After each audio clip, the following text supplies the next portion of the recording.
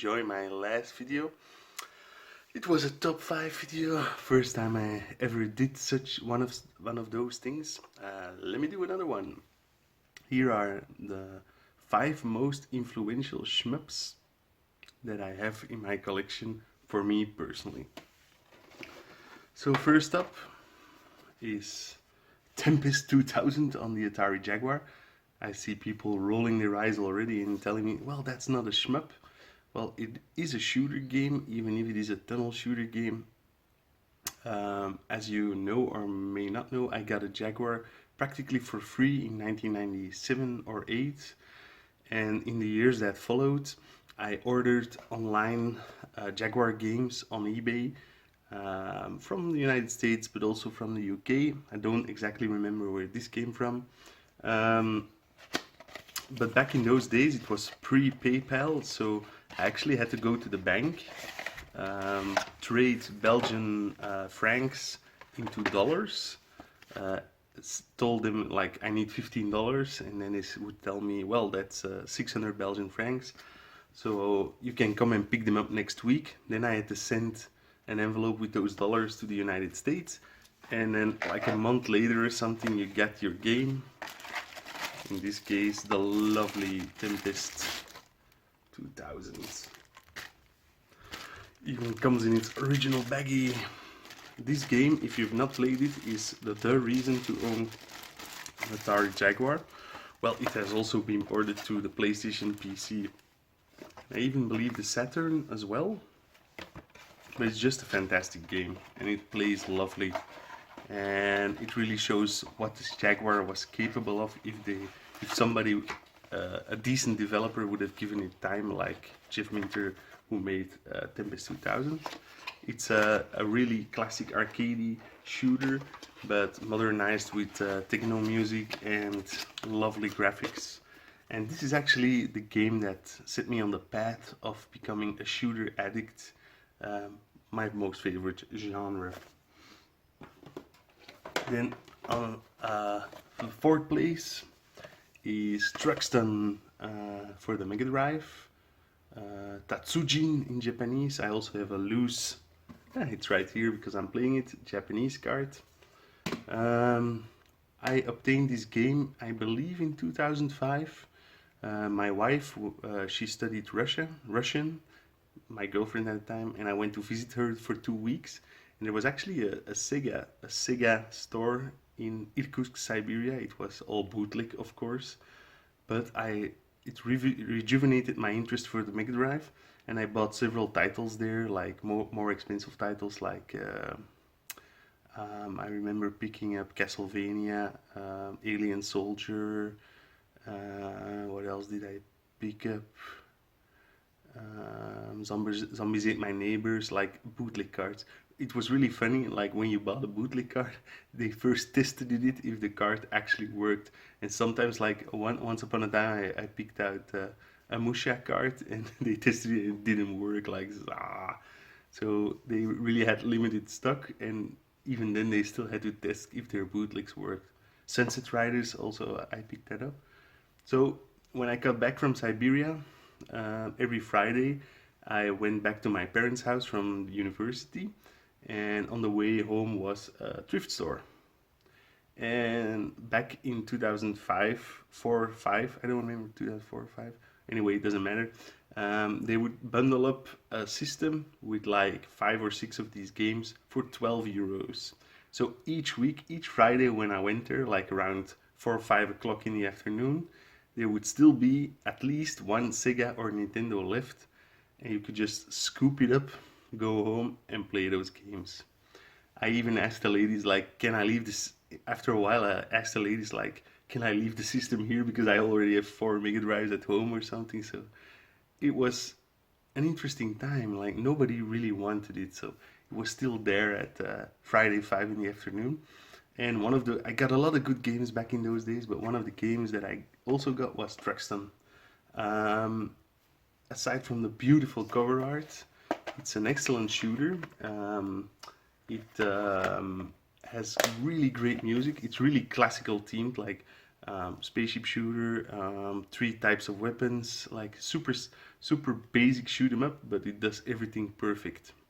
The only thing that's kind of annoying about this Mega Drive version is that when you die, you don't restart at the same spot, but you restart earlier in the game, and also it sometimes when you lose all your weapons, sometimes you're just fucked. So if you die, best thing to do is just stop and start all over again.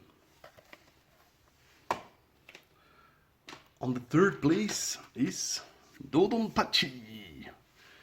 This is the original on the Sega Saturn. I don't know which is the best version. Like some people say PlayStation, others say Saturn. I don't know. I have a Saturn copy and I love this game.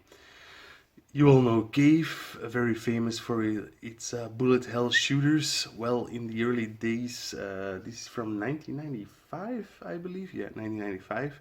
This was the first of such shooters that was um, not really yet bullet hell, but um, the screen would get swamped by bullets and enemies, and you would think like, "Fuck, what I'm supposed to do?"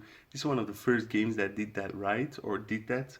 And I got this one, I believe, the second time I went to Japan in 2013ish, around it. And I believe I paid like 25. I don't know. I don't remember. It was Japanese price just in the store. But I've played it a lot since then. I absolutely love this game. I actually like it more than Cave's later games, because now they all have like the bikini clad females, and I prefer like the original spaceship theme of this game. Lovely game. I believe it's not that expensive, and if you buy the best of version or something for PlayStation, I believe it's actually super cheap. So pick this one up if you can. Second place, Ikaruga. This game I followed from the start of the initial announcement. Like I was really into shooters at the time. This must have been, I was at university, so this was around 2002 that this was released. So no, it was still in high school, but I was following the news about all things shoot 'em up back in the day, and everybody was looking forward to the sequel of Radiant Silvergun, Ikaruga. I had a Dreamcast at the time, but I didn't import this game because, well, I was a poor student, so couldn't really afford it. A couple of years later, I got the PAL GameCube version, which I later on regrettably sold. And a couple of years ago, I don't know, Facebook deal. I don't even remember where I bought this. I think it was a Facebook deal. I bought the original Ikaruga on the Dreamcast. Well, it's still in my system, so no disc inside. Complete with spine card. Oops. I love this game. It's not really a traditional shoot 'em up shmup. It has this weird mechanic. So there are white bullets and black bullets. You can change the color of your ship, and if you change the color of your ship, you can absorb the same color of bullets. And it's actually the intention that you chain as many bullets as you can to get the maximum amount of points. I really played this game religiously back in the day. I watched a lot of videos on it.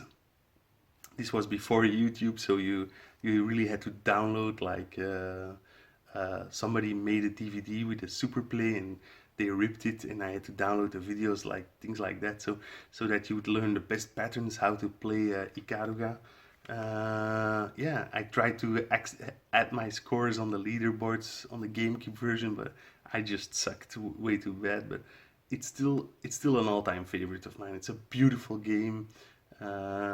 It's completely different than other modern 3D graphic, not 3D games, but shooters with 3D graphics. So it's a work of art. I love it. Check it out, Ikaruga. You can buy this now on Xbox Live in the PlayStation Store for peanuts probably. And then the last game, the numero uno, is nothing less than Fantastic Night's Dreams, Cotton. I always have been into the fantasy theme, so a shooter with like a witch on a broom and like Halloween style graphics.